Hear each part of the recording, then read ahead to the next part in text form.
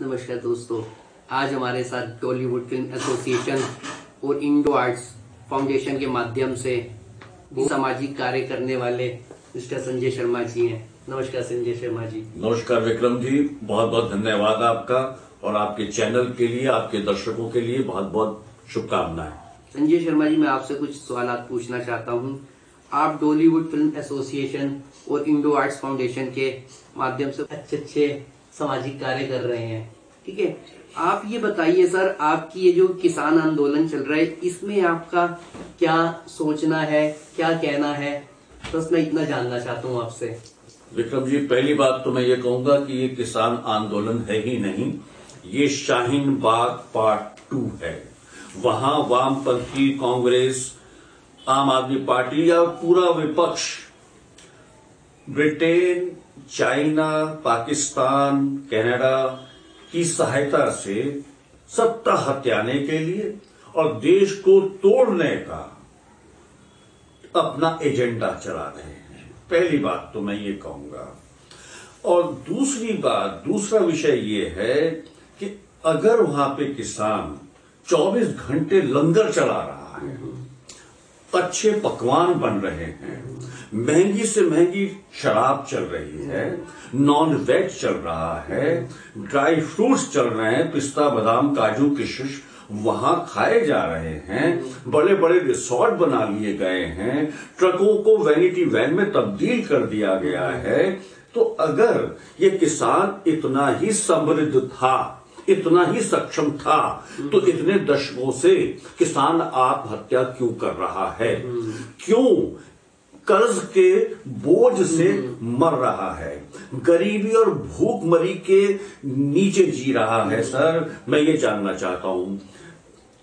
वहां मैंने खुद देखा है जाकर, मैंने कोई टीवी या मीडिया के माध्यम से नहीं कह रहा हूं, मैं वहां देखता हूं कि किसान अपनी फैमिली, किसान अगर वो हैं तो सो कॉल्ड वहां पे अपनी फैमिलीज को ला रहे हैं, और वो फैमिलीज वहां की उनकी लेडीज देख लीजिए, उनके बच्चे देख लीजिए, अंग्रेजी में बात कर रहे हैं, बच्चे कॉन्वेंट एजुकेशन ले रहे हैं। तो अगर किसान इतना ही समृद्ध है तो फिर उसको इस तरह के आंदोलन की जरूरत ही नहीं। पहली बात तो। दूसरी बात ये कि भाई, अगर किसान आंदोलन है तो वहां पे टुकड़े टुकड़े गैंग क्या कर रहा है? वहां पे भारत तोड़ो जैसे नारे क्यों लग रहे हैं? ये किसान नहीं है विक्रम जी, वो किसान नहीं है। ये इनको जो फंडिंग हो रही है विदेश से या बड़े बड़े पार्टियों से, विपक्षी पार्टियों से, ये उनका एजेंडा चला रहे हैं। और कुछ मैं मानता हूं वहां पे कुछ गरीब किसान और जो जेन्युइन किसान भी है, वो किसान को हथियार बना रखा है, उनके कंधे पे रखकर उनको लालच देकर वहां पे बैठा रखा है। आप ये देख लीजिए, अपने आप को किसान नेता कहने वाले ये राकेश टिकैत। आप राकेश टिकैत कौन है? मैं तो उनको सीधा सीधा कहूंगा, राकेश डकैत हैं। ये किसान नेता नहीं है। ये आप करोड़ों की गाड़ियों में घूमते हैं और आप अपने आप को किसान नेता कहते हैं। साहब, अगर ये लोग इतना ही ख्याल रखते किसानों का, तो किसानों को अभी तक इन्होंने क्यों नहीं समृद्ध बनाया? क्यों नहीं उनकी सहायता की ताकि वो आत्महत्या ना करे, वो अपने कर्ज के बोझ तले अपनी जिंदगी को ना गवाए, अपने बच्चों को अच्छी शिक्षा दे सकें? क्यों नहीं इन्होंने अभी तक ध्यान दिया? 40-45 साल हो गए सर। 40-45 सालों से किसान इस बदहाली में जी रहा था कि वो समझ ही नहीं पा रहा था कि वो करे क्या। विपक्ष आज उनके लिए चिल्ला रहा है। दूसरी बात ये कि साहब, ये जो 3 कानून हैं, ये उन्हीं किसानों के लिए हैं जो आत्महत्या कर रहे थे, जो ये जिनके पास खाने के लिए रोटी नहीं थी। ये उनको समृद्ध बनाने के लिए, उनको सक्षम बनाने के लिए कानून है। ये जितने भी वहां बैठे हुए हैं, ये सब बिचौलिए हैं, ट्रांसपोर्टर्स हैं, बड़े बड़े नेता हैं, और इनके पास इतना फंड है इनके पास कि 2 महीने क्या, ये 6 महीने तक आंदोलन कर सकते हैं। लेकिन वो क्यों आंदोलन कर रहे हैं? देश को तोड़ने के लिए।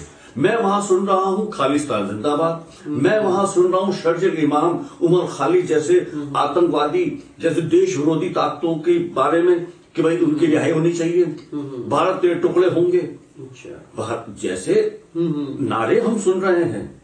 और मैं सुन रहा हूं जैसे वो सिख फॉर जस्टिस संस्था जो बैंड ऑर्गेनाइजेशन है, उसके नेता पाकिस्तान के प्राइम मिनिस्टर से हेल्प मांग रहे हैं कि भाई हमें खालिस्तान बनाना है। तो ये किसान है क्या? तो ये मैं इसको किसान आंदोलन का जो नाम है मैं सबसे पहले खारिज करता हूं। मैं देखिए, जनता सब समझती है, जी। जनता ये जानती है कि साहब वो किसान नहीं है, किसान खेत में है। आप देखिए 62 करोड़ किसान हैं। जी। अगर मुट्ठी भर वहां बैठे हुए हैं तो ये पूरे किसानों की आवाज नहीं है, और किसानों की आवाज तो ये है भी नहीं, किसान की आवाज तो ये हो भी नहीं सकते, क्योंकि ये देश को तोड़ने वाली शक्तियां बैठी हुई हैं वहां पे। सच्ची बात ये है। जी।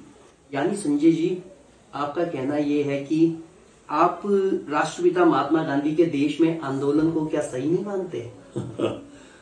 विक्रम जी, मेरी पहली आपत्ति तो ये है कि आपने कहा राष्ट्रपिता, दूसरा शब्द था महात्मा गांधी जी।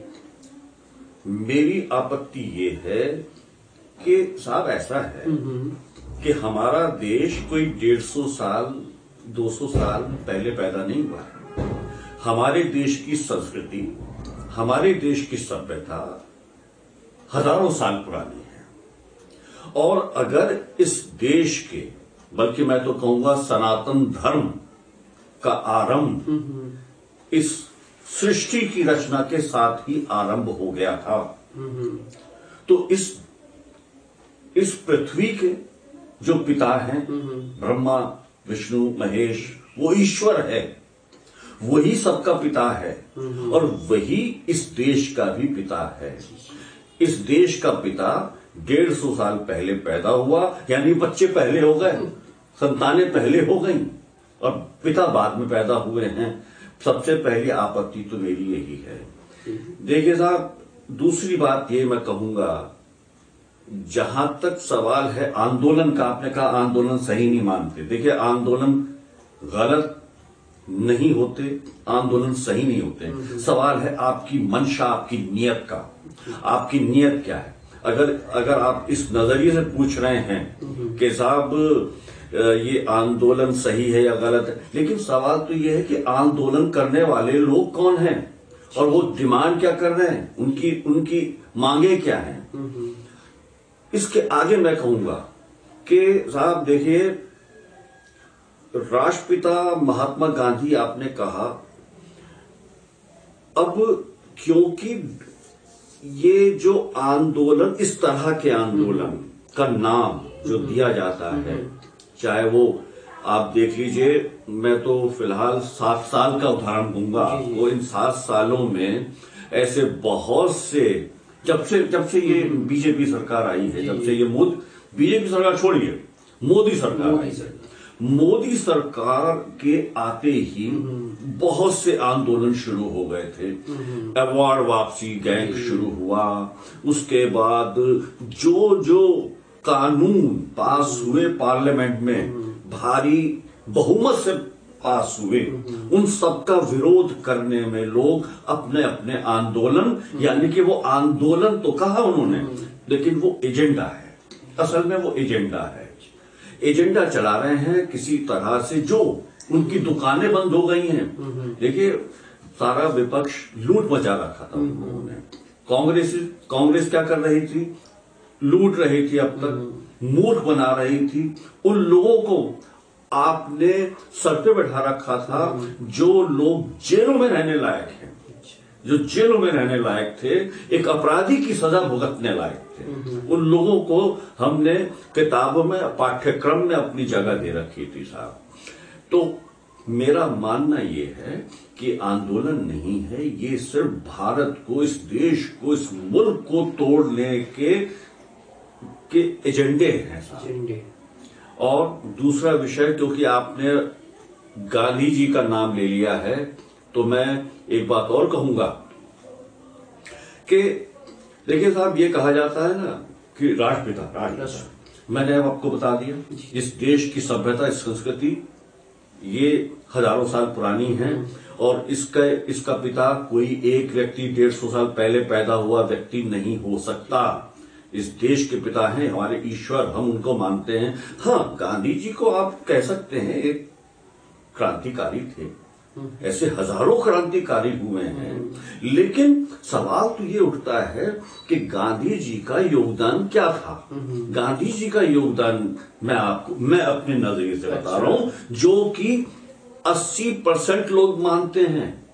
मैं ये नहीं कह रहा कि सिर्फ मैं कह रहा हूं ये, क्योंकि मैं एक मामूली छोटा सा सामाजिक कार्य करता हूं, तो मैं जमीन पर रहता हूं। अपने लोग, दूसरे लोग, जो भी लोग मुझे मिलते हैं, सैकड़ों लोग, हजारों लोग मुझे रोज मिलते हैं, मैं जानता हूं उनकी राय क्या है इस बारे में। तो मैं अपनी राय ही नहीं, मैं उनकी राय भी बता रहा हूं। देखिए साहब, ये थोपा गया है, ये हम पर थोपा गया है कि साहब तुम मुझे महात्मा बनाओ, मैं तुम्हें प्राइम मिनिस्टर बनाऊंगा। आप ये समझिए 1885 में कांग्रेस का गठन हुआ और गठन करने वाला व्यक्ति कौन था? अंग्रेज। अंग्रेज ने कांग्रेस जैसी पार्टी का गठन किया। तो वो अंग्रेज ने कांग्रेस जैसी पार्टी का गठन क्यों किया? प्रश्न ये है, प्रश्न इसलिए है, वो इसलिए किया गया क्योंकि 1857 के बाद अंग्रेज ये समझ चुके थे, जिस तरह से गरम दल के नेता उनको उनके नाक में चने चबा दिए थे, नाक को चने चबा दिए थे, हैं, और इनका रहना बड़ा मुश्किल हो रहा था। तो वो जाना तो चाहते थे, वो जाना तो चाहते थे इस देश से, लेकिन ऐसे नहीं जाना चाहते थे कि बिल्कुल इनको सौंप दिया जाए उन गरम दल के नेताओं को। तो वो अपने पिट्ठू देख रहे थे, वो पिट्ठुओं को देना चाहते थे। उनके पिट्ठू में आप देख लीजिए, गांधी जी शामिल हो गए, नेहरू जी शामिल हो गए, और ये तो हमारा देश का सौभाग्य था कि पटेल जैसे थे तो ये देश बच गया, वरना तो पूरी कोई कसर इन्होंने नहीं छोड़ी थी कि देश का सत्यानाश कर दें ये लोग। तो ये मेरा, और दूसरा विषय में साथ में मुझे एक बात और ध्यान आ गई। लोग कहते हैं कि साहब नाथूराम गॉडसे हत्यारा था। अच्छा। नहीं, मैं उसको हत्यारा नहीं मानता, और अगर आप हत्यारा मानते हैं तो साहब फिर मैं ये कहूंगा उसने सिर्फ एक व्यक्ति की जान ली थी, उससे पहले नहीं, उसके बाद में नहीं। और अगर वो हत्यारा था, एक व्यक्ति का गुनहगार था, उसने गांधी जी का कत्ल किया ना। लेकिन गांधी जी ने क्या किया? गांधी जी ने देश का बंटवारा किया, बंटवारा करके 20 लाख लोग इधर उधर, हत्या का दोषी मैं कहूंगा गांधी जी थे। 20 लाख लोग मारे गए थे, तक लगभग ज्यादा भी हो सकते हैं। देश का बंटवारा, 20 लाख लोगों की हत्या, तो मैं कहूंगा नाथूराम गॉडसे से बड़े हत्यारे तो गांधी थे, नेहरू थे। क्योंकि नेहरू सत्ता के लालच में प्राइम मिनिस्टर बने। भाई प्राइम मिनिस्टर के लालच में ही, दरअसल ये इतिहास गवाह है, आप कितना भी दबा लें, इतिहास देखिए, कहीं ना कहीं सच्चाई सामने आई जाती है।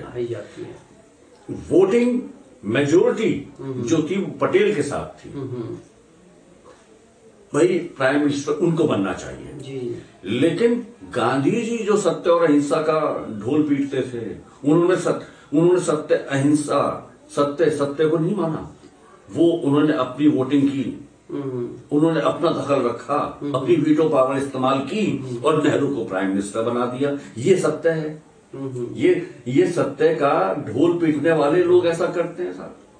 तो साहब मैं तो ये कहूंगा कि नाथूराम गॉडसे हत्यारे नहीं थे, वो एक सच्चे देशभक्त थे। उन्होंने कोई निजी कोई दुश्मनी नहीं थी गांधी जी से। उन्होंने इसलिए किया कि ताकि देश को और खाई में जाने से बचा सके, वरना तो इन्होंने पूरा प्लान था इनका कि ये किस तरह से इस देश को तोड़ तोड़ के टुकड़े जैसे दो मुल्क बन गए। उससे पहले अगर हमारी आप सीमाएं देखें तो आप ईरान इराक तक हमारी सीमाएं थी।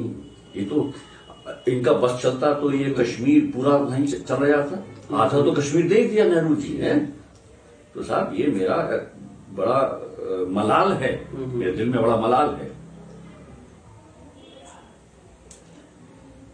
तो ये थे हमारे साथ डॉलीवुड फिल्म एसोसिएशन के संजय शर्मा जी, जिनके साथ आज हमने कुछ सवालात किए। धन्यवाद शर्मा जी। विक्रम जी आपका बहुत बहुत धन्यवाद। आपका भी बहुत बहुत धन्यवाद। धन्यवाद।